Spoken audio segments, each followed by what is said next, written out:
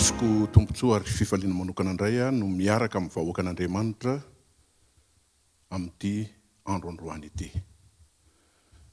Iresaka zavatra anankiray izay efa mahazatra, zavatra anankiray izay efa haintsika. Kanefa indraindray miankina amin'ny fiainantsika tanteraka fa ataontsika tsirambina indraindray. Ho resantsika, ho velabelarintsika arak'izay mahamety azy. Mialohan'ny andiniantsika an'izay nefa ndao iaraka anondrika ny lohantsika hivavaksika.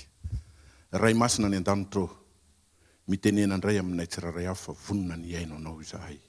Amindreo fo tompo avy aloha eloka noho ny amin'ny anaran'i Jesosy. Amen.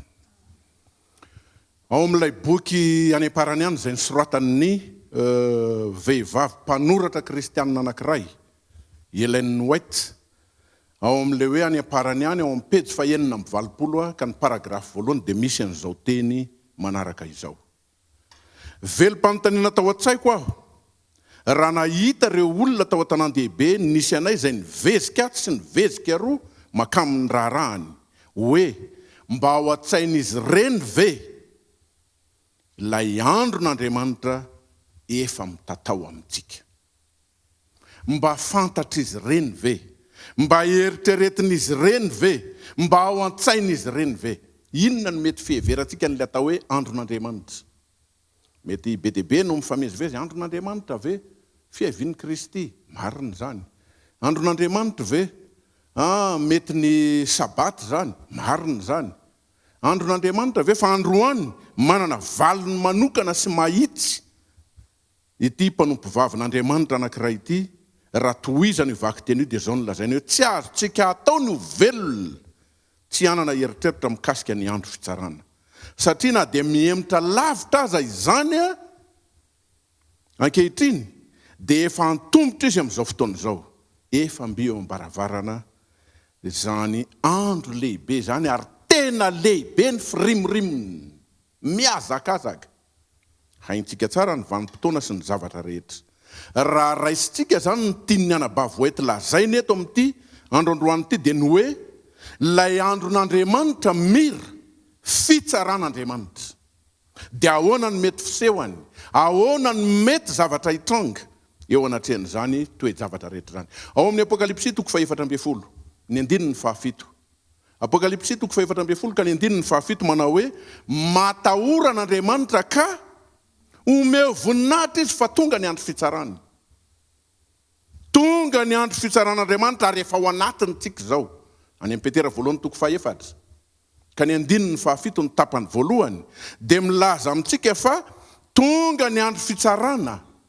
Manomboka io andro fitsarana io ny antombony ny fitsaran'Andriamanitra ary hatrany amin'ny ankohonan'Andriamanitra io. Iza le ankohonan'Andriamanitra? Za io, ianao io, sika rehetra io. Efa ao anatin'ny fitsarana dia ny fitsaran'Andriamanitra tsika zao. Mahavariana sy ny mahagaga nefa dia ohatra ny indraindray tsy taitra, tsy rotitra le vahoakan'Andriamanitra hoe misy fitsarana mitatao ane eo anoloantsika. Any amin'ny Romanina 4:10 ka ny 9:10 dia zao ny voalaza: fa samby iseho eo anoloan'ny fitsaran'Andriamanitra isika rehetra, za ianao. Raha any amin'ny Korintana 2:5 haintsika tsara io teny io raha vao miresaka fitsarana dia io ny tonga ao an-doha voalohany hoe fa isika rehetra dia tsy maintsy ho hita toetra miariary eo anatrehan'ny fitsaran'Andriamanitra. Ry havana malala, any amin'ny mpitoroteny ene 2:12 ka ny 4:14 dia manao hoe fa ny ataontsika rehetra, ny ataoko, ny ataonao, ny ataontsika rehetra dia tsy maintsy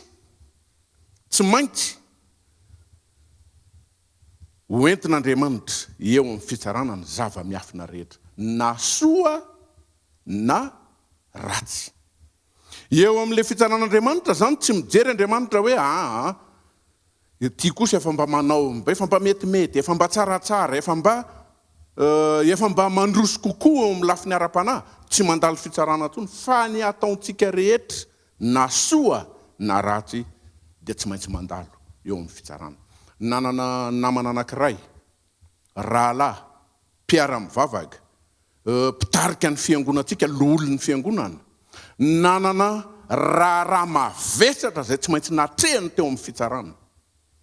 Fantatra nefa io zavatra io fa zavatra tsy natao ary tsy nataony velively, fa endrikendrika osom-potaka, tondromolotra, fankahalana teo anatrehan'ny fiarahamonina dia tafiditra tao anatin'ilay raha mavesatra zany havantsika izany. Omelohana izy, ampidirina fitsarana izy, natao ny fomba rehetra. Tamin'izany fotoana izany nanampy an'io rahalahy tamin'ny fomba rehetra amin'ny maha-pasteur azy. Zahay pasteurany zahay tamin'izany fotoana. Dia nanaraka tsara ny fizotra ny toe-draharaha. Mpitarika ny fiangonana kanefa nitolefika. Tomany andro manalina satria navesatra loatra le fanamelohany. Tomany andro manalina, tady ny fomba rehetra. Tena nisy fiantraikany ara-batana, ara-tsaina, ary niatraikatra any amin'ny ara-panahiny aza indraindray. Satria tena navesatra tamin'ny loatra le toe-javatra, nanomboka ny anahy le rahalahy. Nanomboka tena tsy na izy na ny vadiny na ny zanany, ny ankohonany ray manontolo, tratrany zany toe-javatra zany. Tao anatin'ny fangiry firiana, nisy fiantraikany na dia teo amin'ny lafiny ara-pivelomany azy. Satria manao asa tena le rahalahy. Tsy andro ndray andro na roa andro no niainany tao anatin'izany, fa andro lava maromaro mba tsy lazana hoe volana vitsivitsy. Fa ny tateo aoriana lamina ihany, na dia nahafoy azy ny asany asa mandrarahany. Zany ny olona anankiray raha miatrika ny atao hoe fitsaran'ny tany, fitsarana ety ambonin'ny tany. Fa izasy anao ny miandry anao, ny miandry atsika rehetra fitsaran'ny lanitra. Ary eo le tena mampieritreritra, eo le tena mampatahotra. Ao amin'ny Isaia 3:30 ka ny 2:20, tsy olombelona intsony no mitsara fa izao ny voalaza ao ny tapany voalohany, fa Jehova no mpitsara antsika. Jehova no manao ny fitsarana. Ny olombelona mety manao tombatombana, mety manao vinavina, mety manao arakaraka izay mety hieverany azy. Fa eo amin'Andriamanitra araka ny lazaina tary, ny zavatra rehetra dia fantatr'Andriamanitra. Ary ho tsarainany amin'izany izaso ianao. Ao amin'ny Marka 4:4 ka ny 2:20 dia ozy izy ny tenin'Andriamanitra hoe fa tsy misy takona zay tsy ho hita. Eo amin'ny fitsaran'Andriamanitra. Tsy misy takona zay tsy ho hita, na miafina zay tsy aseho. Hitan'Andriamanitra io, mandalo eo ambany mason'Andriamanitra, na dia mieritreritra. Fa ao anatin'ny miafina sy ao anatin'ny takona aza ny heverantsika anaovana toe-javatra anankiray. Eo anatrehan'ilay mpamorona, kanefa mpitsara antsika, tsy misy miafina zay tsy hiseho, na takona zay tsy ho hita ao anatrehan'Andriamanitra. Ary zay ny tokony hampatahotra sy hampieritreritra atsika ny amin'ity fitsaran'ny lanitra ity. Ary tokony ho saintsainy ny vahoaka an'Andriamanitra io manomboka izao, manaitra atsika ny tenin'Andriamanitra Andro1. Andao heverina mihitsy hoe io ianao omanina ary ampahafantarina hoe amin'ity herinandro ity hiatrika ny fitsaran'ny lanitra ianao. Ahoana ny fomba hiatrenany zany toe-javatra zany? Raha ny fitsaran'ny tany azy mampitomany, mampirota-dranomaso, ahoana ny hiatrena ny fitsaran'ny lanitra? Any amin'ny Jeremia 9:9 ka ny 20, misy teny mampatahotra ao, misy teny mampieritreritra. Lasa ny fararano, tapitra ny taom-piotazana, nefa tsy voavonjy isika. Mampatahotra zany teny zany. Ianao mba nanao ny fomba rehetra ihany, ianao mba nanao ny fanompom-pivavahana rehetra zay natao, ny fivoriam-bavaka rehetra nanatrika anao amin'ny fotoana zay tokony nanaovana an'izany. Ianao tsy mitsahatra mihitsy amin'izay asan'Andriamanitra tokony atao mba manao, kanefa misy takona sy miafina zay tsy hitan'ny olombelona fa Andriamanitra rery no mahalala azy. Raha lasa nabavy malala izany, lasa ny fararano, tapitra ny taom-piotazana, nefa tsy voavonjy isika. Tsy amen zany. Fa ny fanirian'Andriamanitra tsy zany e. Ny zavatra tadiavin'Andriamanitra tsy zany e. Andao iarahantsika mamaky ao amin'ny Ezekiel toko 7. Ezekiel toko 7 Ezekiel. Ka manomboka amin'ny andininy 13 ka hatrany amin'ny andininy 12. Ezekiel toko 7 ny andininy 13 ka hatramin'ny andininy 12. Vakintsika amin'ny anaran'i Jesosy. Koa samby ho tsaraiko araka ny ataonareo avy ianareo ry taranak'Israely ho Jehovah tompo. Jehovah no manao soni eto, Jehovah no miteny. Ary izy no itsara. Manamafy an'ilay tary amin'ny Isaia toko 7 ka ny andininy 12. Jehovah no mitsara. Koa samby ho tsaraiko araka ny ataonareo avy ianareo ry taranak'Israely ho Jehovah tompo. Mitodi tsika am'le zatra am'le lalana mahazatra isan'andro zay ataontsika kanefa mety tsy mifanaraka amin'ny sitrapon'Andriamanitra. Mitodi. Inona ny dikan'le hoe mitodika? Tohizana ingeny tenin'Andriamanitra e. Mitodi ka mibeba amin'ny fahadisoanareo rehetra. Amin'ny ankapobeny ingely fahadisoana indraindray fantatra e. Fa dia ohatrany hoe zavatra efa mahazatra dia mandeha ho azy eny le fiainantsika. Ny amin'ny tsy fantatra misy tenin'Andriamanitra hoe misy hotatsina, misy hotatsy fantatra. Fa ho amin'izay fantatra aloha akoatran'izany entintsika mibavaka. Fa ho an'izay fantatra dia izao mitodi ka aoka ibebaka dia hiala amin'ny fahadisoana rehetra izay ataontsika.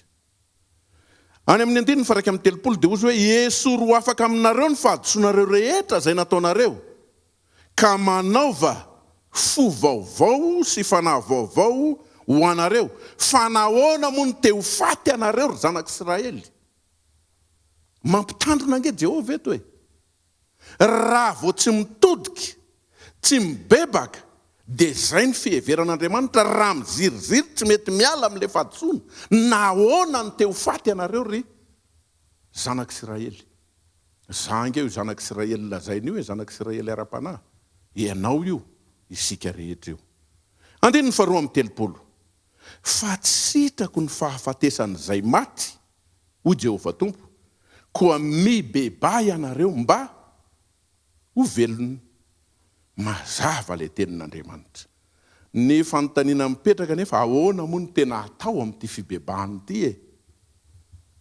Ho valintsika mandritra ny herinandro zany. Fa ndraindray na ny bebaka zany hoe tsy haiko e, tsy hainao, tsy haintsika, tsy fantatsika. Misy rahalahy anankiray niresaka tamiko. Rehefa nitaraina izy hoe tena mba entina mibavaka pasteur fa misy olana ohatran'izao. Anna dia fantatrao ve ho ny antony mety mahatonga an'izany ny fampiresaka ela teo. Dia ny farany niaika izy. Misy tena fahotana mamatotra ana pasteur. Zao, ndao entintsika mibavaka, ndao mibeba ho ah. Dia ahoana le atao rehefa mibebaka? Ento amin'Andriamanitra, ianao sy Andriamanitra, ianao sy Jesosy mihitsy no miresaka. Dia nampianarina azy ny fandinian-tena manokana isa maraina. Dia nanao le rahalahy. Fa nahagaga sy nahavariana, ny antso ahy izy rehefa avy eo. Pastero, tena ohatrany sarotra le mivavaka le hoe ho raharay isan'andro isa maraina, fa ahoana ny sarotra ho ahy, fa inona ny nataonao? Ka mivavaka aho izy mitalao amin'le fahadisoako hoe Andriamanitra mba esory amin'le fahadisoana. Za manomboka mitanisa mihitsy an'le fahadisoana ozy ao anatin'izay nampidiriny devoly vesa za mihitsy nefa adala. Fa dia tonga ozy dia ny tonga tao an-tsaiko dia hoe dia tena nisaraka telo sy ny telo moa ny Real de Madrid sy ny Manchester City. Vavaka nefa ny ataoko ozy. Ka inona ny tokony atao pasteur? Dia ampianarina koa zany fa kaina ny mibebaka azy. Tsy haintsika kanefa dia mibaiko Andriamanitra hoe mibeba. Ndao faranantsika ny fampaherezana amin'ity maraina ity. Jeremia toko 15. Mahafinaritra io teny io, naiza io dia ampidiriko ao anatin'ny toroteny foana ka ny andininy 20. Jeremia toko 15 ka ny andininy 20. Dia ozy izy hoe rehefa manaraka tsara n'le toromarika sy ny torohevitra omeny Jehovah tsika zany omeny Jesosy hoe mitodi ka mibeba mela amin'ny fahadisoanareo rehetra. Rehefa tonga amin'izany, zasy ianao tonga amin'izany isika rehetra, tanteraka eo amintsika zany toe-javatra zany, dia tanteraka koa ty teny ty hoe dia ho tadiavina ny helokao fa tsy isy, ary ny fahotanao fa tsy ho hita. Ahoana nefa ny ahatanteraka an'izany? Ny rariana ho tanteraka amintsika zany teny fikasana zany. Ka isika vahoaka an'Andriamanitra rehetra tsy isy heloka eo anatrehan'i Jehovah, ary tsy ho hita intsony ny fahotantsika manomboka hatreto. Kanefa ahoana no ahatanteraka an'izany eo amin'ny fiainantsika?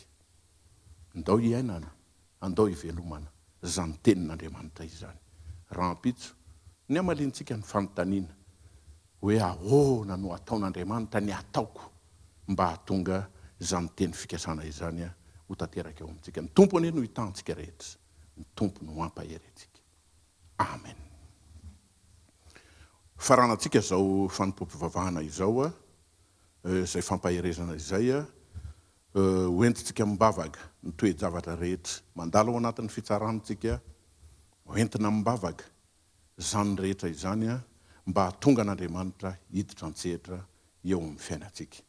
Eo am-pandolehana no ndeha hanarantsika n'izany vavaka rehetra izany manasa anao ary manasa atsika na any atokantrano na aiza ny toerana misy atsika, andao hiara-andohalika isika mba hivavaka amin'ity androandroany ity. Hiara hivavaka tsika tompoko. Ray masina sy be fitiavana, tsara indrindra sy masina indrindra ny an-danitro. Manatona, misaotra, mitsaoka, miankohoka, manome voninahitra anao zahay amin'ity androandroany ity, mba ho marika fa tsinotsinony izahay. Ny voninahitra ho anao mandrakariva, fa mangataka anao mba ny sitraponao tanteraka aminay ka amela ny fahadisoanay hikosoka ny fahotanay ianao.